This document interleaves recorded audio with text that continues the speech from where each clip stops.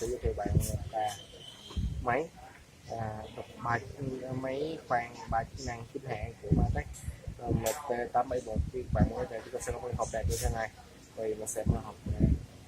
Bên trong máy sẽ có một xác nhận mà khi sử dụng một tiếng sẽ không chính hãng. Và tiếp theo đó là cái máy Matek MT871, nhìn thiết kế rất đẹp mà. Đây là hộp của máy, cực kỳ đẹp. Đây và máy tem của máy sẽ có thông số kỹ thuật, và máy sẽ có số 800W, điện 220V và tốc độ là 1200 vòng phút và 4800 vòng phút, và sẽ có 3 cấp độ: khoan thường, khoan độ, động lực và chức năng đục.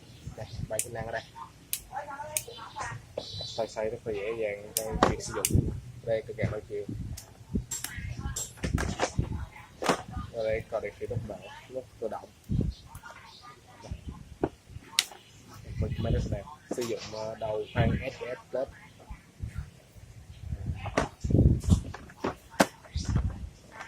Thì mình vừa giới thiệu với các bạn về dòng máy khoan chính hãng 3 chức năng của Matek MT871. Cảm ơn các bạn đã xem video. Nếu bạn thích, bạn hãy nhớ subscribe và chia sẻ những video theo của mình. Chào các bạn.